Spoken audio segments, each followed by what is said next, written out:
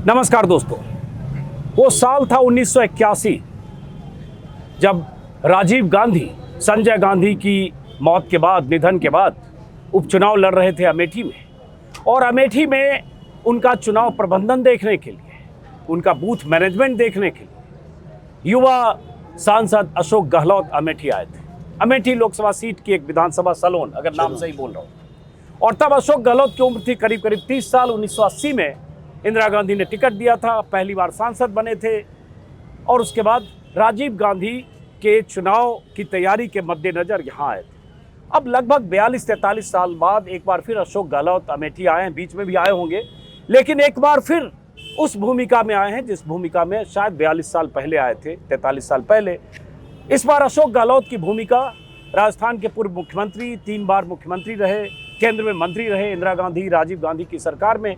और उनकी भूमिका इस बार है कि अमेठी में पर्यवेक्षक के तौर पर किशोरी लाल, जो कांग्रेस के उम्मीदवार चुनाव मैदान में हैं, उस सीट पर, जिस सीट से राहुल गांधी 3 बार सांसद रहे लेकिन 2019 में हार गए स्मृति ईरानी के खिलाफ लड़ते हुए, उस सीट से जहां से पहले सोनिया गांधी सांसद रही, राजीव गांधी सांसद रहे, वहां अशोक गहलोत आए हैं किशोरी लाल के लिए चुनाव की जो जमीनी समीकरण है उसको देखने और किशोरी लाल की जीत सुनिश्चित करने के लिए पूरी ताकत लगाने के लिए। गहलोत साहब, आपका स्वागत है। Thank you. और हम हैं अभी अमेठी में एक चाय की दुकान पर, चाय के ठिये पर। ऐसे चौक चौराहे में ऐसे बहुत सारे ठिये होते हैं और जैसा कि मैं घूमता रहता हूँ, लोगों से बात करता हूँ, पहली बार गहलोत साहब किसी चाय के ठिये पर किसी पॉलिटिशियन से बात कर रहा हूँ। अन्यथा मैं लोगों से ज़्यादा बात करता हूँ। मैं जानता हूँ, देखता हूँ आपको कई बार मैं। इस बार मैंने सोचा कि अब हम उन सब से भी बात करें जो चुनाव की दिशा दशा तय करते हैं। तो गहलोत साहब, अमेठी में उस भूमिका में आप आए। अभी मैंने देखा आपको कि आप यहाँ पर्चे बांट रहे थे, वही पर्चा शायद है कांग्रेस का गारंटी कार्ड। ये गारंटी कार्ड अशोक गहलोत यहाँ अभी बहुत जगह बांट रहे थे, लोगों को दे रहे थे और कुछ बता भी रहे थे आप कांग्रेस को वोट देने के लिए। तो गहलोत साहब, उस समय जब 81 में आए थे, उम्र भी कम थी, सांसद थे, और आप आए थे एक प्रधानमंत्री के बेटे को चुनाव लड़ाने के लिए या उनका मैनेजमेंट देखने के लिए। आज जब आप आए हैं तो राहुल गांधी की छोड़ी हुई सीट से किशोरी लाल, जो उनके परिवार के सदस्य हैं, उनको जिताने के लिए, वो भी स्मृति ईरानी के खिलाफ जिन्होंने राहुल गांधी को हरा दिया। तो ये चुनौती बहुत बड़ी है और जिम्मेदारी बहुत बड़ी है पर्यवेक्षक के तौर पर। जनता साथ होती है तो चुनौती को रहती नहीं। अमेठी की जनता साथ हो गई है, चुनाव असल में जनता खुद लड़ रही है, ऐसा माहौल है। ये इतने दिन में जो आपने, मैं देख रहा हूँ, अभी मैंने जो कैंपेन किया अभी सड़क पर चलते चलते सब जगह, हाँ। मैंने बांटे गारंटी कार्ड बांटे। सबसे मैंने बात करी है कि चुनाव इम्पोर्टेंट है, चुनाव देश हित में है, चुनाव लोकतंत्र को बचाने के लिए है, संविधान बचा रहे उसके लिए है। आपको आश्चर्य होगा, 99.9% मुझे रिस्पॉन्स मिला। आप चिंता नहीं करें, स्मृति जीत किसी कीमत नहीं जीत सकती है, किसी कीमत पर स्मृति ईरानी जीत नहीं सकती है। ये अगर सुनने को मुझे मिले तो मैं क्या समझूँ। मैं इसका काउंटर सवाल तो ये कहूँगा ना कि चूंकि आपको वो लोग कह रहे होंगे, देख रहे होंगे कि इतना सीनियर लीडर, 3 बार का मुख्यमंत्री रहा हुआ, दिल्ली से आए हैं, तो आपके सामने कौन बोलेगा कि स्मृति ईरानी? मैं तो उनको मेरे पैसे दिए ही नहीं था। है? मैंने पैसे नहीं दिया उनको। अरे आपको लोग जानते हैं, वो अलग बात है। जब आप जाएंगे आप कहेंगे सामने कौन बोलेगा? एक सीमा तक आपकी बात में सच्चाई हो सकती है, पर मेरा मान जितने मीडिया वाले आए हैं, इंक्लूडिंग योर सेल्फ, आपके सहित, मैं देखता हूँ आप सबको, और जो मुझसे मिलने आ रहे हैं 6 दिन से, आपको आश्चर्य होगा कि जो मिलने आ रहे हैं वो बात वही कह रहे हैं जो मैं आपको कह रहा हूँ कि जनता ने माइंड बना लिया है। क्योंकि स्मृति ईरानी जी ने जो है, जो 14 में हारी थी, वो 5 साल तक लोगों को गुमराह किया मोदी जी के नाम पर। पिछले चुनाव में राहुल इसलिए हार गए, पता नहीं क्या कर देगी, सारे तोड़ के ले आएगी। 5 साल जीतने के बाद में जो वादे किए थे उस वक्त, यहाँ पर कई वादे, यहाँ की जनता में मुझे कई खासियत लगी। मैं कई जगह घूमता हूँ देश के अंदर, यहाँ की जो मतदाता है, पब्लिक है, वो टिप पर है समस्या यहाँ की। और ये भी टिप पर है कि किसने क्या काम किया, राजीव गांधी ने क्या काम किया, सोनिया गांधी के वक्त में क्या काम हुआ, राहुल गांधी ने क्या क्या काम किए यहाँ पर, और स्मृति ईरानी वादा करके गई थी, एक वादा पूरा नहीं किया। ट्रिपल आईडी ले गई यहाँ इलाहाबाद, अस्पताल बंद करा दिया राजनीति करने के लिए, हाई कोर्ट ने वापस शुरू किया उसको। और पहले कहा मैं यहीं रहूँगी, मकान बना करके, 4.5 साल तो ज़्यादा आया नहीं। अब मैंने सुना 2-3 महीने पहले ज़मीन पर उसका मुहूर्त किया है बनाने के लिए। तो लोग समझ गए कि ये, और दूसरा उनका व्यवहार भी, जो राहुल जी का व्यवहार था प्यार का, भाईचारे का, मोहब्बत का, वो स्मृति ईरानी में दिख नहीं रहा है इन लोगों को। इनके जो आसपास लोग हैं ना, उनकी बहुत शिकायत है। लेकिन जैसे गहलोत साहब, लोग बहुत सारे लोग बोलते हैं कि स्मृति ईरानी तो फिर भी अमेठी में आती रही लगातार और यहाँ घर भी बना लिया। राहुल गांधी बीते 5 साल में 2019 में हारने के बाद और 24 के बीच कुल जमा 3 बार आए, तो राहुल गांधी आए भी नहीं और इस बार अमेठी छोड़कर भी रायबरेली चले गए। तो स्मृति ईरानी कह रही है या बीजेपी नेता करें, जो अमेठी का नहीं हुआ वो रायबरेली का क्या होगा? मेरी बात सुनिए, यहाँ के हर घर के अंदर ये चुनाव जो है, ये चुनाव खाली राजनीति के नहीं है, ये चुनाव गांधी फैमिली के लगा हुआ चुनाव है। आप कहीं चले जाएंगे, वो मालूम है कि रायबरेली अमेठी में क्या नहीं हुआ, कोर्ट फैक्ट्री लगा करके क्या नहीं हुआ, सब कुछ मिला है यहाँ पर क्षेत्रों में। वो जानते हैं जो कुछ विकास हुआ है। मैं खुद कर सकता हूँ। जब मैं आया था 81 के अंदर, 42 ईयर्स हो गए उसको। 42 ईयर्स हो गए। ओके, हाँ। अब अभी पूरा मुझे तो नक्शा बदलना लगता है। उस वक्त अमेठी क्या थी, रायबरेली क्या थी, सड़कें नहीं थी, बिजली नहीं थी, होटल छोड़ दीजिए, रेस्टोरेंट नहीं थे। उस स्थिति में रहे थे यहाँ पर 1 महीना। नहीं तो 40 साल में तो बदलना भी चाहिए ना। 40 साल में तो आप किसी देश के शहर की राजधानी को मोदी देखें। जी क्या मानते हैं, वो तो कहते हैं 70 साल में क्या हुआ। ये तो मैं कह रहा हूँ आपको। तो आप जैसे 81 में आए और अब आप 2024 में आ रहे हैं, बीच में नहीं आए कभी? कैंपेन के लिए कभी नहीं आया। कैंपेनिंग के लिए नहीं आए। तो मैं जब इंचार्ज था यूपी का, जी तब भले निकलने का मौका मिला हो, जी, वरना यहाँ के पब्लिक गांधी फैमिली से अपना भावनात्मक रिश्ता रखती है। वो भी इस चुनाव में काम करेगा और कर रहा है। ये मैं जानना चाह रहा हूँ कि आपको कांग्रेस हाईकमान ने क्यों चुना अमेठी के ऑब्जर्वर के तौर पर? देखो, राहुल जी आपको मिले, उनसे पूछना इस बात। नहीं, हमें तो ऐसे मिलेंगे नहीं, जवाब भी नहीं है, लेकिन कोई वजह होगी कि आपको यहाँ का मैनेजमेंट का मिल जाएंगे, आप कभी कभी मिल जाएंगे, तो आप पूछिएगा उनको भी, आपने उनको क्यों चुना। मुझे क्या मालूम, मैं एक पार्टी का अनुसारी सिपाही हूँ बचपन से ही। 50 साल हो गए मुझे राजनीति करते हुए। हाँ। मैं 73 में NSU का अध्यक्ष बना हूँ। हाँ। वो दिन आज दिन 77 में आप पहली बार चुनाव लड़े, बिल्कुल 26-27 साल की उम्र में। बिल्कुल। और चुनाव हार गया, पहले चुनाव हार गया। उसके बाद में इंदिरा जी गांधी चली, मेंबर पार्लियामेंट बन गए हम लोग। उस वक्त भी जो MP बन के आए थे ना, 40 साल से वही लोग मुख्यमंत्री, प्रदेश कांग्रेस अध्यक्ष, AICC के महामंत्री और केंद्रीय मंत्री रहे हैं। तो उस वक्त युवा पीढ़ी थी, उनको जब संकट की घड़ी में साथ दिया उन्होंने।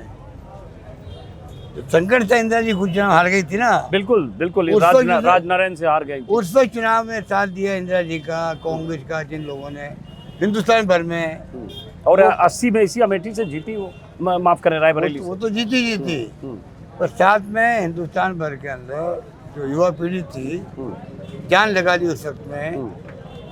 संकट की घड़ी में कांग्रेस साथ रही, उनको जो अवसर मिला तो फिर आप देखिए आज तक वो लोग छाए हुए रहे। इसलिए मैं कहता हूँ युवा पीढ़ी को, ये संकट की घड़ी है जब है 44-54 वाली पार्लियामेंट में, इससे अच्छा मौका युवा पीढ़ी के लिए आ नहीं सकता था।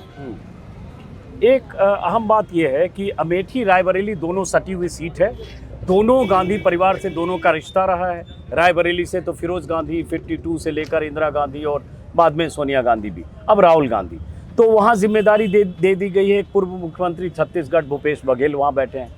अमेठी जहाँ अब राहुल गांधी भले नहीं है लेकिन किशोरी लाल उनके परिवार से जुड़े हैं, वहाँ जिम्मेदारी दी गई अशोक गहलोत को। वो भी पूर्व मुख्यमंत्री। अब यहाँ कहा जा रहा अशोक गहलोत को इसलिए क्योंकि पूरा मैनेजमेंट अशोक गहलोत ने जैसे संभाला है, बहुत सारे राजस्थान के यहाँ विधायक, पूर्व सांसद, मौजूदा नेता, जैसे जिस होटल में मैं ठहरा हूँ वहाँ जोधपुर के जो अभी उम्मीदवार हैं कांग्रेस के, वो उसी होटल में मिले गाड़ियों के साथ, वहाँ बहुत सारे लोग मिल रहे हैं। तो अशोक गहलोत ने हर जगह यहाँ बिसात बिछाई है राजस्थान के लोगों को बुलाकर, और ये मैनेजमेंट करने के लिए आपको जिम्मेदारी दी गई है। देखिए, लोग तो ये भी कहेंगे आपको, दोनों मुख्यमंत्री रहे हुए हैं, हाँ, ये पूरा फाइनेंशियल मैनेजमेंट वो करते होंगे। हाँ, लोग कहेंगे। और हम तो एक नया पैसे का मैनेजमेंट नहीं कर रहे हैं। नहीं, टेम्पो से हो सकता है कुछ भेजा गया हो तो कुछ आपको भी मिला हो। एक नया पैसे का मैनेजमेंट मैं नहीं कर रहा। कोई विश्वास करेगा आपको? ये पर्सन बना दिया जाता है, मुख्यमंत्री को लगाया है, इसका मतलब पता नहीं सारे धन बल का उपयोग वो करेंगे। रिसोर्सफुल जो कुछ मिल रहा है AICC और उम्मीदवार वो खर्च करते हैं, हम लोग उसमें इन्वॉल्व नहीं होते कभी भी। नहीं, लोग आपके मैं तो कभी कई जगह गया हूँ, ना मुझे किसी ने कहा पार्टी हाईकमान ने, ना लोकल PCC ने कहा। मैं तो आज तक कभी नहीं, मैं कह रहा हूँ लोग राजस्थान की काफी आप लेकर आए। नहीं, वो अलग बात है, काफी लेकर आए हर वो जगह। अपने खर्चे रह रहे हैं। अभी तक किसी को एक नया पैसा दिया नहीं हम लोगों ने। लोगों को शौक भी होता है काम करने। मैंने जैसे देखा कि मेरे होटल में रिसेप्शन पे अलग अलग बूथ में वोटर के नाम लेकर पन्ने गिन रहे हैं, सब जा रहे हैं और अलग अलग जा अच्छा रहे हैं। काम कर रहे हैं। और राजस्थान की गाड़ियां देखता हूँ तो मैं समझ जाता हूँ सब अच्छा काम कर रहे हैं, शौक से काम करते हैं, चला के आए हैं और इच्छा थी कि हम जाएं वहाँ पर। तो आप कह रहे हैं लोग आपके बारे में कहेंगे कि पैसे खर्च कर रहे होंगे मुख्यमंत्री अभी नहीं कह रहे हैं। हाँ, मैं केरला में प्रभारी था पहले वहाँ पर। हाँ। कर्नाटक में था मैं वहाँ हाँ। पर। जहाँ मैं गया हूँ तो या बघेल साहब गए हैं, हाँ। लोग ये सोचते हैं। हाँ। मेरा इन्वॉल्वमेंट कभी नहीं रहता पहले। तो लेकिन मैंने कहा टेम्पो का जिक्र किया कि मोदी जी टेम्पो का जिक्र कर चुके हैं कि अडानी टेम्पो और बोरे में भरकर कांग्रेस को पैसा दिया। लोग कहते हैं कि अडानी तो आपके राज्य में, आपके समय में उनको कारोबार मिला, तो टेम्पो नहीं तो बोरा कुछ तो पहुंचा होगा। मेरी बात सुनिए, अडानी जी का अभी तेलंगाना चुनाव हुए,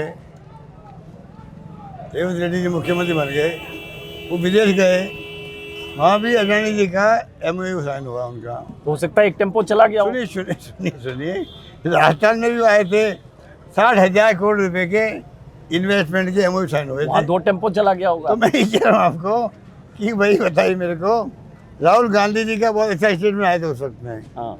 राहुल गांधी ने कहा कि भाई राज्य सरकारें मना क्यों करेगी, कोई अगर इंडस्ट्रीज आएगा, उद्योगपति आएगा और इन्वेस्टमेंट आएगा वहाँ पर, मना क्यों करेंगे? उसी से नौजवानों को रोजगार मिलेगा, आर्थिक स्थिति मजबूत होगी राज्य की।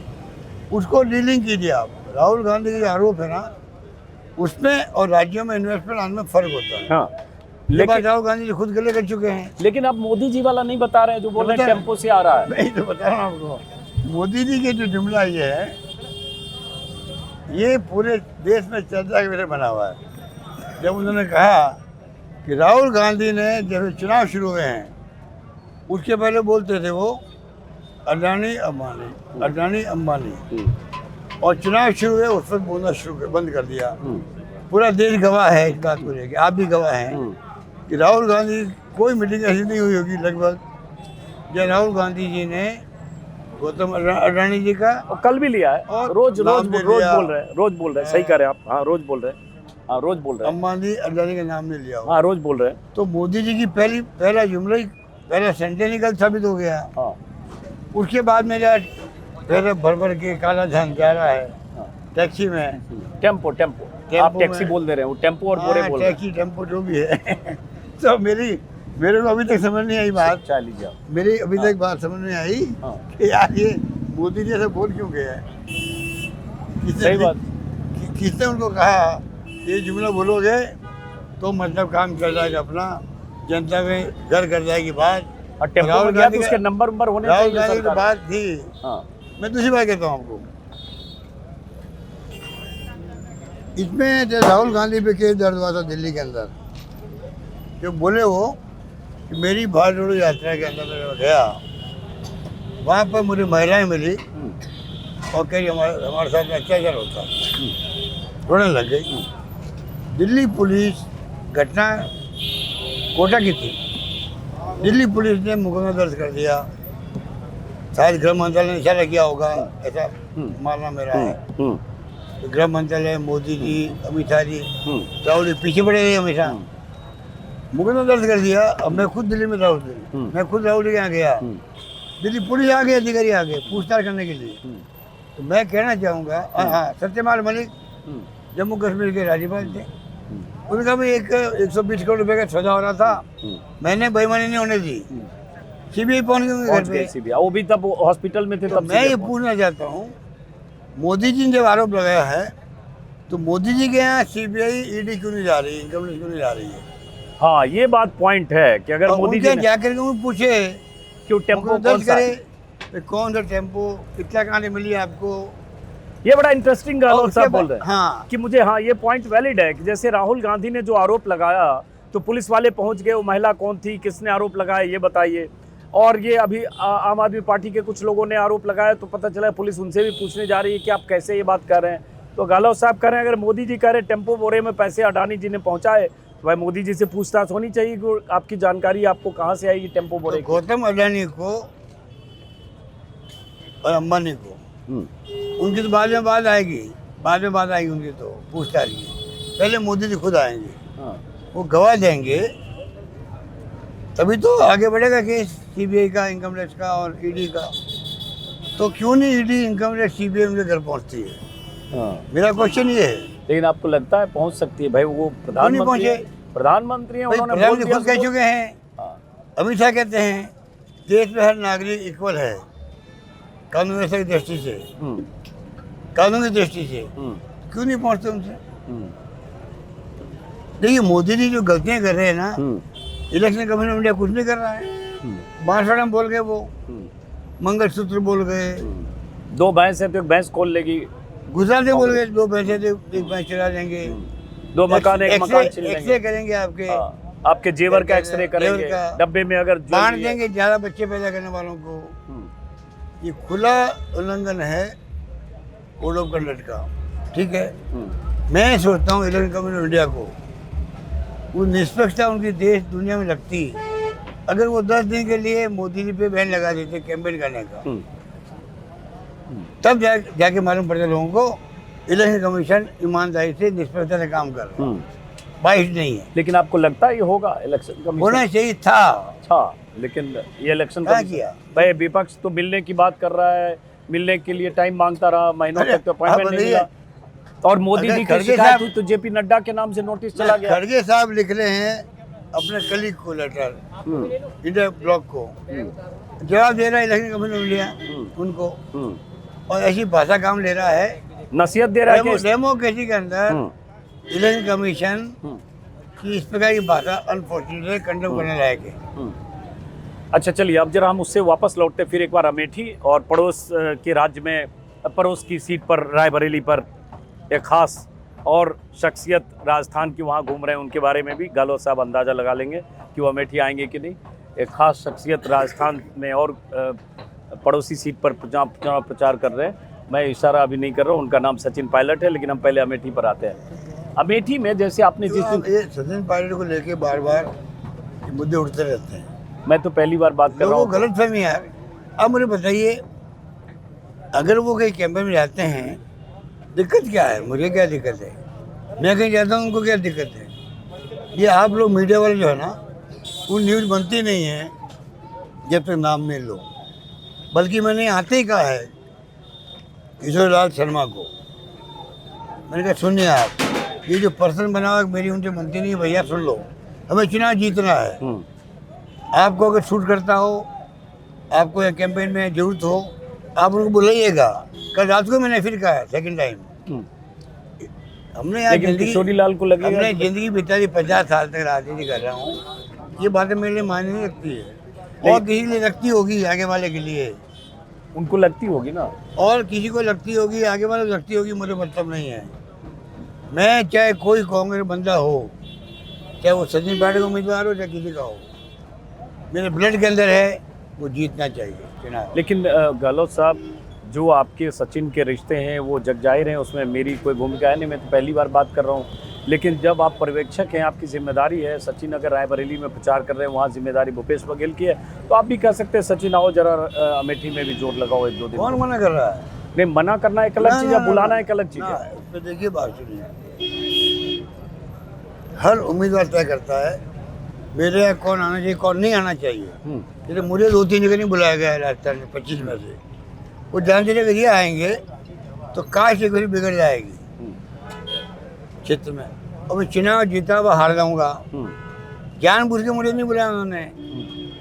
ये तो केस इससे हुए, एक दो केस ऐसे भी हुए जहाँ मुझे मेरा प्रोग्राम बन गया, बाद में मना कर दिया उन्होंने, मैंने माइंड नहीं किया। हमें चुनाव जीतना है भाई। तो यही अगर बात, मैं जाऊँ मान लो उनको नुकसान हो रहा हो मेरे जाने से, आप इस बात को इस रूप में क्यों लेते हो? यही बात जालोर सिरोही में हुई जहाँ वैभव गहलोत चुनाव लड़ रहे थे, सचिन नहीं का हुई। मुझे बुलाया ही नहीं गया, तो वहाँ नहीं तो उनकी गलती है। और आपने एक बयान दे दिया कि भाई ये तो बेवकूफ़ी की बात है, उनको आना होता तो प्रियंका आ रही थी तो आ जाती। वो प्रियंका अलग बात है, पर लटर साहब के थोड़ी आ ने जाती। भी कहा उनको बयान नहीं देना चाहिए था। सचिन पायलट को। कई ऐसे लोग हैं वहाँ पर जहाँ मुझे बुलाया नहीं बुलाया। अब मैं चुनाव 2 दिन पहले बयान दूंगा, ये चोपड़ा में से चोपड़ा खड़े हैं, अनिल नौजवान चोपड़ा, हैं, जयपुर अनिल ग्रामीण। चोपड़ा। हाँ। मैं तो कभी मिला नहीं उनसे, ठीक है, आप मिले भी नहीं उनसे? कभी नहीं मिले। वो कांग्रेस के उम्मीदवार और मिले क्यों नहीं? नहीं भाई, नॉट अच्छा, ठीक है, हमारी पार्टी में डेमोक्रेसी है, टिकट देती है। अरे आप सर्वे मुख्यमंत्री से भी रहे करती। और उसके बाद आप एक और उम्मीदवार। मैंने बात सुनिए, हाँ। उनकी मेरे स्टाफ से बात हुई, उनकी इच्छा थी कि मैं आऊँ, उन्होंने इतना नहीं करी हम लोगों को, नहीं बुलाया। मैं समझ गया भाई सेकंड थॉट हुआ होगा उनका, भाई मैं आऊँगा तो हो सकता है मुझे नुकसान हो जाए, जाती है सभी गन से, मैंने माइंड नहीं किया। अब मैं गुस्से में अगर 2 दिन पहले स्टेटमेंट दूँ कि अनिल चोपड़ा ने मुझे बुलाया नहीं, मैं जाना चाहता था, तो कम्युनिटी वाइज देखिए हम जातियों में समीकरण, तो जाति विशेष होती वहाँ पर, वो उसके खिलाफ होती, बुलाए क्यों नहीं, बेइज्जती करती हमारे आदमी की। कभी ऐसा स्टेटमेंट नहीं लेना चाहिए, इसलिए मैंने कहा ये बेवकूफ़ी डिसीजन होता है, स्टेटमेंट होता है। तो आपको लगता है कि सचिन के उस बयान की वजह से, जालोर सिरोही वाले उस बयान की वजह से नुकसान हुआ जालोर में? अब यार ये चुनाव 4 तारीख तक, अभी 3 फिर बाकी है। हाँ। चाहे XYZ कोई हो नेता कांग्रेस का, अगर उसमें ईमानदारी है तो बच के चलना चाहिए कि हमारे स्टेटमेंट से अगर उड़ीसा के अंदर भी, बंगाल के अंदर भी, बिहार के अंदर भी लगे इनके झगड़े चलते पार्टी के अंदर, कार्यकर्ताओं के, नेताओं के, राज्यों में, नुकसान किसको होता है? पार्टी को होता है। तो 4 तारीख तक या 1 तारीख तक सबको बच के चलना चाहिए मेरा मानना, और मैं बच के चल रहा हूँ बस। तो वही मैं पूछ रहा हूँ, क्या उससे लगता है नुकसान हुआ होगा जालोर में? उस पर मैं अभी या नहीं कमेंट करना चाहता हूँ। अभी नहीं कमेंट करेंगे। अब चूंकि बात बीच में राजस्थान के आ गया, अमेठी पर फिर लौटेंगे कि राजस्थान में 25 सीटों में गहलोत साहब पिछली बार 24 सीटें बीजेपी जीत गई थी, 1 हनुमान बेनीवाल, लेकिन अब उसके पहले भी बीजेपी सारी सीटें जीत गई थी 14 में भी। इस बार नतीजे राजस्थान के भी आने हैं, तो क्या लगता है राजस्थान में इस बार? फिर हम अमेठी पर आते इतना हैं। शानदार माहौल है वहाँ पर। हमारी स्कीम इतनी शानदार थी जिसकी चर्चा पूरे देश में हुई थी, पूरे मुल्क में चर्चा हुई, एक से बढ़ के एक थी। हाँ, हमारी हेल्थ स्कीम तो वो थी जो हिंदुस्तान में दुनिया में कहीं नहीं है। चिरंजीवी 25 लाख का बीमा था। ऐसी कई स्कीमें थी जिसको हमारे AICC के मैनिफेस्टो में और 25 गारंटी में ली गई है। इसमें 3-4 स्कीमें ऐसी होगी। मुझे गर्व है कि हमारे AICC ने हमारी योजनाओं को, जिसमें गिग वर्कर्स का भी इसमें आता है, शहरी रोजगार भी इसके अंदर आता है, और चिरंजीवी योजना भी आती है, 4-5 स्कीमों को लिया गया है। और इतने पॉपुलर हमारी स्कीम हुई थी, फिर भी चुनाव में हार गए। वही बात मैं कहने जा रहा था। चुनाव जीतना था, सुनिए, सरकार बननी थी हमारी। हाँ। पर जो मोदी जी, अमित शाह जी, 5 मुख्यमंत्री और उनके मंत्री लोग टारगेट बनाए राजस्थान। 18 मीटिंग करी मोदी जी ने, हिंदू मुस्लिम कर दिया। हिंदू को दिया 5 लाख रुपए पैकेज मरने पर, जब झूठा था। 50 लाख दिए हमने कनाल लाल के मर्डर को, 2 घंटे पकड़ लिया हमने, NIA ने केस ले लिया। आज तक NIA कुछ नहीं कर पाई है। और हमारे पास केस होता है दिल्ली पुलिस, राजस्थान पुलिस पर, अभी तो सजा हो जाती है उन मुलजिमों को। और जानबूझ के डिले किया उसको, चुनाव में उसका उपयोग कर सके, लगता मुझे ऐसा है। कोई कारण नहीं था NIA को लेने का केस था। अब ये बताइए आप, हाँ। फिर क्या 5 लाख दिए और मुसलमान को 50 लाख दे दिए, वायरल कर दिए इसको।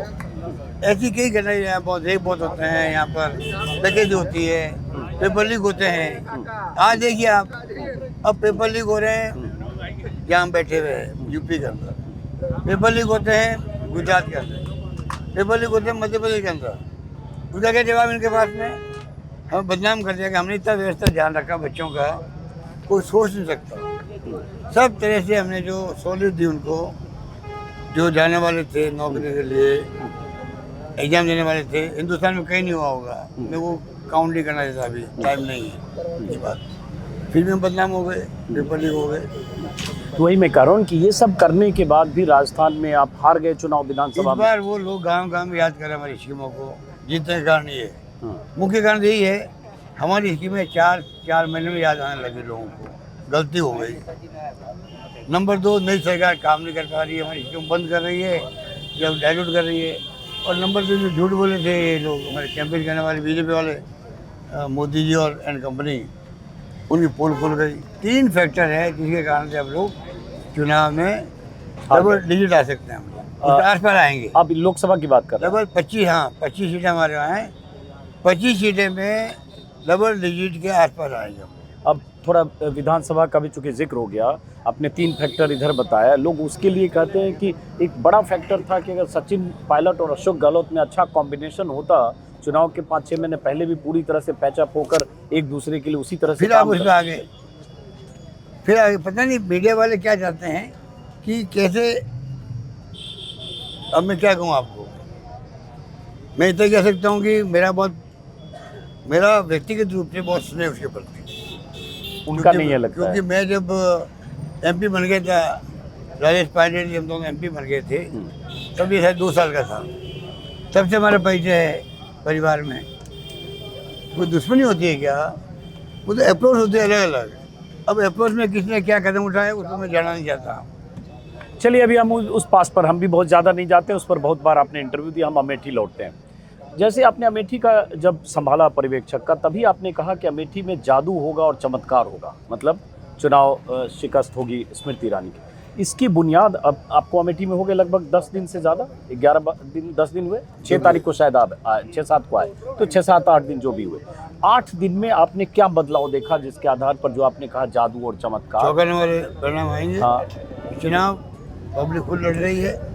तो गांधी परिवार के जो मेंबर पार्लियामेंट थे यहाँ पर, जो भी उनके वक्त पे जो विकास हुआ, लोग उम्मीद थी कुछ ज़्यादा विकास होगा मोदी जी के राज में, क्योंकि स्मृति ईरानी जी बीजेपी की है, केंद्रीय मंत्री है। लोग निराश किया उन्होंने। यहाँ आंधी चल रही है उनके खिलाफ के अंदर। जैसे स्मृति ईरानी जो और चुनाव, प्रियंका गांधी का जो कैंपेन है टू द पॉइंट, उसका बड़ा इम्पैक्ट यहाँ पर है। राहुल गांधी जी कल आ रहे हैं, सोनिया गांधी भी आ रही है। राहुल गांधी जी आएंगे, अखिलेश यादव जी आएंगे। उन दोनों का आने के मायने हैं। पूरा चुनाव एक तरफा होगा, हम भारी बहुमत जीतेंगे। लेकिन ये लोगों के मन में जो सवाल होगा, वो सवाल तो अभी जिंदा होगा ना कि अमेठी राहुल गांधी छोड़ गए, अब किशोरी लाल लड़ रहे हैं। कोई यहाँ इश्यू ही नहीं, यहाँ इश्यू है ही नहीं। वो पब्लिक इतनी होशियार है यहाँ की राजनीति की तरह से। पॉलिटिकल मैं समझता हूँ बहुत मैच्योर पॉलिटिकल यहाँ की पब्लिक है। वो समझ जाती है, वो सोच समझ के टिकट इनको दिया गया है। और जब किशोरीलाल शर्मा ही इस पर हरा सकते हैं, जो क्या थी राहुल गांधी जी आए यहाँ पर। लेकिन जैसे स्मृति ईरानी प्रचार कर रही है, तो अब वो पहले तो राहुल गांधी पर हमलावर थी, अब चूंकि राहुल गांधी नहीं है तो अब वो राम राम नाम ले रही है। गांव में कर ये लोग आएंगे तो आपके पड़ोस की जो मंदिर है उस पर ताले लग जाएंगे। मोदी जी कह चुके हैं कि राम मंदिर पर बाबरी ताला लग जाएगा, और तो और वो करें ये फैसला पलट जाएगा राम मंदिर का, जो नामुमकिन है, सुप्रीम कोर्ट का फैसला क्या पलट जाएगा। तो ये सब जो कह रहे, क्या इसका भी असर कहीं लगता है आपको? बस खत्म करेंगे। मेरा मानना ये है, राइट फ्रॉम मोदी जी से स्मृति ईरानी, कुछ भी बोल दो देश के अंदर। कोई टाइम था इनकी बात पे लोग विश्वास करते थे। अब कुछ भी बोले, भड़काने वाली बातें करे, हिंदू मुस्लिम करे, बैच को लेके आ जाए, मंगलसूत्र को लेके आ जाए, अडानी अंबानी को लेके आ जाए, इन कोई बात का फर्क पड़ने वाला ही नहीं है देश के अंदर। ये मेरा मानना है। ख़त्म करने से पहले अब आखिरी ओवरऑल देश की अगर हम बात करें, जैसे मोदी जी 400 पार का नारा दे रहे हैं, हालांकि अब इधर बोलना कम कर दिया उन्होंने, 400 पार नहीं कर रहे। आप जितना घूम रहे हैं, देख रहे हैं, आपका क्या असेसमेंट है इस चुनाव मैं असेसमेंट नहीं दे सकता इस बारे में। अच्छा, राजस्थान को लेकर मेरा वहाँ तो 10 के आसपास डबल लीड होता है 10, उसके प्लस माइनस 2-3 मान लो। मतलब आप 8 से 12 सीट मानते हैं? 12-13 भी हो सकती है, 7-8 भी हो सकती है। ये बहुत आम है जो अशोक गहलोत अभी कह रहे हैं। और पिछली बार मैंने जिक्र किया कि 25 में से 25 एनडीए का था, तो मतलब 8 से 12 के बीच राजस्थान। मेरा मानना है कि कुछ भी हो सकता है वाली बात है, क्योंकि लोगों में समझ में आ गई यार ये वो झूठ बहुत बोलते हैं। चलिए, बहुत बहुत शुक्रिया अशोक गहलोत साहब को, बीच में ही मैंने रोका और चाय दुकान पर लिया, और बहुत शुक्रिया आपने इतना वक्त दिया इस प्रचार के बीच। कब तक हैं यहाँ? कब तक हैं? 18 तक रहेंगे? मैं 18 दे रहा हूँ। 18 शाम तक, जब तक चुनाव प्रचार खत्म होगा। बिल्कुल। तो आप क्या करते हैं? गांव में जाते हैं? नहीं, ज़्यादा मेरा काम मैनेजमेंट का है, वही जो राजस्थान वाले सब आए हैं और उनके- खाली बस वो ये आज मैंने डोर टू डोर कर दिया कैंपेन। हाँ, ठीक है, अभी मैं 3-4 मीटिंग में जा रहा हूँ, कार्यकर्ताओं के साथ, अभी जा रहा हूँ। और गांव में लोगों के साथ भी मिलते हैं। हाँ, 2-4 मीटिंग कर रहा हूँ मैं। चलिए, अगली मीटिंग है, बीच में हमने रोका। बहुत बहुत शुक्रिया सर, Thank इस you, व्यवस्था में धन्यवाद। आपने समय दिया। धन्यवाद।